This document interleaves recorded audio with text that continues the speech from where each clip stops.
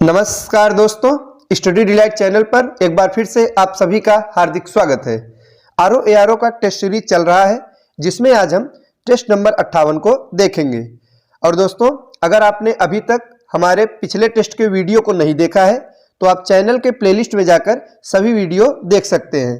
तो आइए शुरुआत करते हैं आज के इस टेस्ट का। और पहला प्रश्न है कि निम्न में से कौन सा सही सुमेलित है।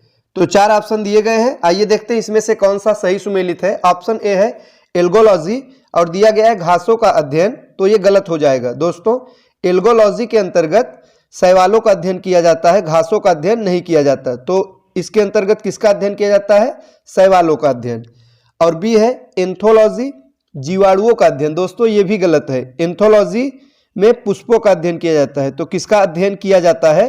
पुष्पों का, यानी कि फूलों के अध्ययन को एंथोलॉजी कहते हैं। तो ऑप्शन बी भी गलत है। और ऑप्शन नंबर सी है डेंड्रोलॉजी, वृक्ष और झाड़ियों का अध्ययन, तो यह सही हो जाएगा। डेंड्रोलॉजी के अंतर्गत वृक्ष एवं झाड़ियों का अध्ययन किया जाता है। तो इस प्रश्न का सही जवाब होगा ऑप्शन नंबर सी, यह सही सुमेलित है। और ऑप्शन नंबर डी है साइटोलॉजी, आंतरिक संरचना का अध्ययन दिया गया है। तो दोस्तों, साइटोलॉजी के अंतर्गत कोशिका का अध्ययन किया जाता है। इसे भी याद रखिएगा, परीक्षा में पूछा जा सकता है। तो साइटोलॉजी अगर पूछा जाएगा तो इसके अंतर्गत कोशिका का अध्ययन किया जाता है। तो इस प्रश्न का सही जवाब होगा ऑप्शन नंबर सी। अगला प्रश्न है सोने और जागने की क्रिया को नियंत्रित करने वाला हार्मोन कौन सा है। तो दोस्तों, वह कौन सा हार्मोन है जो कि सोने और जागने की क्रिया को नियंत्रित करता है? तो इस प्रश्न का सही जवाब होगा option number B, melatonin. Melatonin hormone यह सोने और जागने की क्रिया को नियंत्रित करने वाला हार्मोन है। और दोस्तों, इसे रात का हार्मोन भी कहते हैं, यह भी याद रखिएगा, परीक्षा में पूछा जाता है रात का हार्मोन किसे कहते हैं। तो मेलाटोनिन को रात का हार्मोन भी कहा जाता है।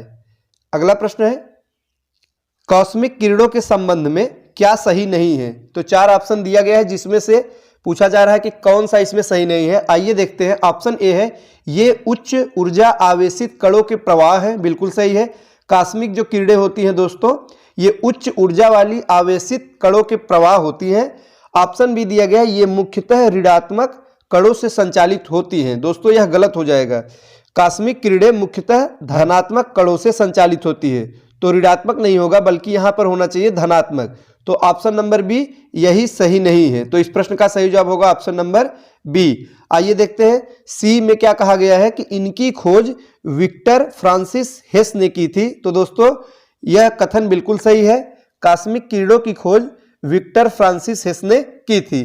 और डी है कि इनकी तरंग दैर्घ्य बहुत छोटी होती है, यह भी सही है। तो इस प्रश्न का सही जवाब है ऑप्शन नंबर बी। अगला प्रश्न है निम्नलिखित पर विचार करें और उपर्युक्त में से जीवाणु द्वारा होने वाले रोग कौन कौन से यह बताना है। तो दोस्तों, चार रोग दिया गया है जिसमें से हमको यह बताना है कि इसमें से कौन कौन सा रोग है जो कि जीवाणुओं द्वारा होता है। पहला है न्यूमोनिया, दूसरा दिया गया है टाइफाइड, तीसरा हर्पीज, चौथा दिया गया है खसरा। तो दोस्तों, इसमें से कौन कौन सा रोग है जो कि जीवाणुओं द्वारा होता है? तो पहला तो न्यूमोनिया है, यह जीवाणु द्वारा होता है। और दोस्तों, टाइफाइड भी जीवाणु द्वारा होने वाला रोग है।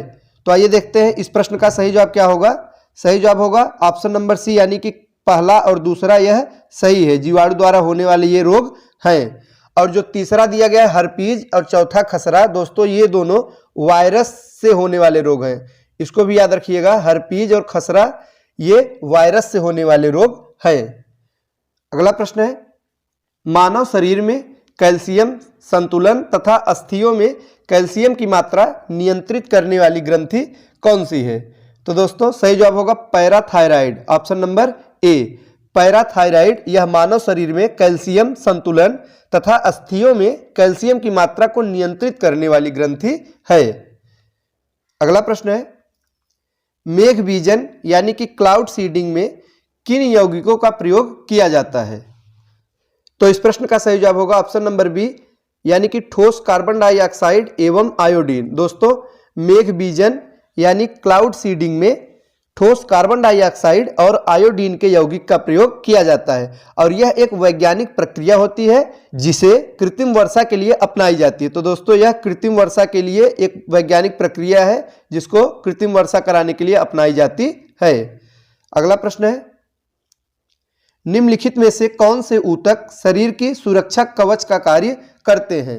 तो दोस्तों ऑप्शन ए है एपिथेलियम ऊतक, बी है पेशी ऊतक, सी संयोजी ऊतक या डी तंत्रिका ऊतक। तो इस प्रश्न का सही जवाब होगा ऑप्शन नंबर ए एपिथेलियम ऊतक। दोस्तों एपिथेलियम ऊतक यह शरीर के बाहरी परत तथा भीतरी परत का निर्माण करके शरीर की सुरक्षा कवच का कार्य करते हैं। तो इस प्रश्न का सही जवाब होगा ऑप्शन नंबर ए। अगला प्रश्न है, निम्नलिखित में से किसने मूल संविधान के हिंदी संस्करण का सुलेखन किया था? तो दोस्तों मूल संविधान के हिंदी संस्करण का सुलेखन किसके द्वारा किया गया था? सही जवाब होगा ऑप्शन नंबर बी वसंत कृष्ण वैद्य द्वारा। अगला प्रश्न है, भारत के नियंत्रक एवं महालेखा परीक्षक सीएजी यानी कैग के संदर्भ में निम्नलिखित कथनों पर विचार कीजिए। और पूछा जा रहा है कि उपर्युक्त कथनों में से सही कथन कौन सा है? तो नियंत्रक एवं महालेखा परीक्षक के बारे में कुल 3 कथन दिया गया है और इसमें समय बताना है कि कौन सा कथन सही है। तो आइए देखते हैं दोस्तों। पहला कथन है, संविधान के अनुच्छेद 148 में सीएजी के पद की व्यवस्था दी गई है, यानी कि नियंत्रक एवं महालेखा परीक्षक के पद की व्यवस्था अनुच्छेद 148 के अंतर्गत दी गई है। पहला कथन बिल्कुल सही है, भारत के नियंत्रक एवं महालेखा परीक्षक के पद की व्यवस्था अनुच्छेद 148 में दी गई है। और दूसरा कथन है, सीएजी की नियुक्ति राष्ट्रपति द्वारा की जाती है एवं यह राष्ट्रपति के प्रसाद पर्यंत अपने पद पर कार्यरत रहता है। तो दोस्तों ऑप्शन नंबर बी यानी कि जो दूसरा कथन दिया गया है यह गलत हो जाएगा। कैग की नियुक्ति राष्ट्रपति द्वारा की जाती है यह कथन सही है, किंतु यह राष्ट्रपति के प्रसाद पर्यंत अपने पद पर कार्यरत नहीं रहता, तो दूसरा गलत हो जाएगा। तीसरा दिया गया है कि सीएजी के वेतन एवं भत्ते राष्ट्रपति द्वारा निर्धारित किए जाते हैं, तो दोस्तों यह कथन भी गलत है। भारत के नियंत्रक एवं महालेखा परीक्षक के वेतन एवं भत्ते राष्ट्रपति द्वारा निर्धारित नहीं किए जाते बल्कि संसद द्वारा निर्धारित किए जाते हैं। किसके द्वारा दोस्तों? संसद द्वारा वेतन एवं भत्ते निर्धारित किए जाते हैं। तो तीसरा कथन भी गलत हो जाएगा। तो आइए देखते हैं इस प्रश्न का सही जवाब क्या होगा। सही जवाब होगा ऑप्शन नंबर ए केवल एक, यानी कि पहला कथन बिल्कुल सही है। आगे है, भुइया जनजाति का निवास क्षेत्र निम्न में से कौन सा है? तो दोस्तों यूपी स्पेशल से प्रश्न पूछा गया है कि भुइया जनजाति का निवास क्षेत्र कौन सा है। तो आइए देखते हैं। ऑप्शन ए है ललितपुर, बी लखीमपुर खीरी, सी महाराजगंज या डी सोनभद्र। सही जवाब होगा ऑप्शन नंबर डी सोनभद्र। दोस्तों भुइया जनजाति का निवास क्षेत्र सोनभद्र है। अगला प्रश्न है, उत्तर प्रदेश के निम्नलिखित जिलों में से सर्वाधिक मुस्लिम जनसंख्या प्रतिशत वाला जिला कौन सा है? तो इस प्रश्न का सही जवाब होगा ऑप्शन नंबर ए मुरादाबाद। दोस्तों उपर्युक्त दिए गए विकल्पों के अनुसार उत्तर प्रदेश में सर्वाधिक मुस्लिम जनसंख्या प्रतिशत वाला जो जिला है वो मुरादाबाद है। और दोस्तों सर्वाधिक मुस्लिम प्रतिशत वाला जिला कौन सा है? रामपुर है, जो कि ऑप्शन में नहीं दिया गया है। तो सर्वाधिक रामपुर है, लेकिन दिए गए विकल्पों में से सर्वाधिक मुरादाबाद में है। अगला प्रश्न है, निम्न में से किस स्थान पर यूरिया उर्वरक कारखाना मौजूद है? तो इस प्रश्न का सही जवाब होगा ऑप्शन नंबर सी फूलपुर। तो दोस्तों यूरिया उर्वरक कारखाना फूलपुर में मौजूद है। फूलपुर यह प्रयागराज जिले में स्थित है। दोस्तों यहाँ पर इफ्को कारखाना मौजूद है जो कि यूरिया उर्वरक कारखाना है। और उत्तर प्रदेश में यूरिया उर्वरक कारखाना एक गोरखपुर में है। तो दोस्तों कहाँ कहाँ है? एक गोरखपुर में है और एक प्रयागराज के फूलपुर में है और एक बरेली के आंवला में मौजूद है। इसको याद रखिएगा, परीक्षा में एक बार पूछा गया है यूपी स्पेशल के अंतर्गत। तो दोस्तों आंवला में मौजूद है जो कि बरेली में स्थित है। बरेली के आंवला में यूरिया उर्वरक कारखाना स्थित है। अगला प्रश्न है, सूफी संत हाजी वारिस अली शाह की मजार निम्न में से किस जिले में स्थित है? तो सही जवाब होगा बाराबंकी। आगे है, अंतर्राष्ट्रीय बाघ दिवस कब मनाया जाता है? तो दोस्तों अंतर्राष्ट्रीय बाघ दिवस कब मनाया जाता है? तो 29 जुलाई को, प्रत्येक वर्ष 29 जुलाई को अंतर्राष्ट्रीय बाघ दिवस मनाया जाता है। अगला प्रश्न है ब्लैक कार्बन के बारे में निम्नलिखित कथनों पर विचार कीजिए। तो आइए देखते हैं। ब्लैक कार्बन के बारे में दो कथन दिया गया है। पहला कथन है यह एक ठोस कण या एरोसोल होता है। तो दोस्तों पहला कथन सही है, ब्लैक कार्बन यह एक ठोस कण होता है। और दूसरा कथन है कि यह वायु प्रदूषण का एक रूप है जो अधूरे दहन से उत्पन्न होता है। तो ये भी कथन बिल्कुल सही है दोस्तों, ब्लैक कार्बन यह वायु प्रदूषण का एक रूप होता है जो कि अधूरे दहन से उत्पन्न होता है। तो आइए देखते हैं इसका सही जवाब क्या होगा।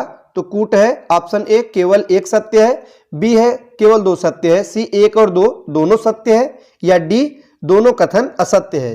तो सही जवाब होगा ऑप्शन नंबर सी, यानी कि एक और दो दोनों कथन सत्य है। अगला प्रश्न है खाद्य श्रृंखला में मनुष्य होता है। तो ऑप्शन ए है केवल उत्पादक, बी केवल उपभोक्ता, सी केवल द्वितीयक उपभोक्ता, या डी दिया गया है प्राथमिक एवं द्वितीयक उपभोक्ता। तो सही जवाब होगा ऑप्शन नंबर डी, प्राथमिक एवं द्वितीयक उपभोक्ता। दोस्तों खाद्य श्रृंखला में मनुष्य प्राथमिक एवं द्वितीयक उपभोक्ता दोनों होता है, क्योंकि मनुष्य शाकाहारी और मांसाहारी दोनों होता है। अगला प्रश्न है निम्नलिखित पर विचार कीजिए और उपर्युक्त में से कौन द्वितीयक वायु प्रदूषक है यह हमको बताना है। ऑप्शन ए है नाइट्रोजन ऑक्साइड, दूसरा है सल्फर डाइऑक्साइड, तीसरा है नाइट्रिक अम्ल और चौथा है सल्फ्यूरिक एसिड। तो दोस्तों द्वितीयक वायु प्रदूषक के अंतर्गत नाइट्रिक अम्ल आता है और सल्फ्यूरिक एसिड। तो इसमें से तीसरा और चौथा यह द्वितीयक वायु प्रदूषक के उदाहरण है। तो सही जवाब होगा ऑप्शन नंबर डी, यानी कि तीसरा और चौथा ये दोनों द्वितीयक वायु प्रदूषक के उदाहरण हैं। तो दोस्तों ये थे आज के महत्वपूर्ण प्रश्न। वीडियो अच्छा लगा हो तो लाइक करें। मिलते हैं अगले वीडियो में कुछ नए प्रश्नों के साथ, तब तक के लिए नमस्कार।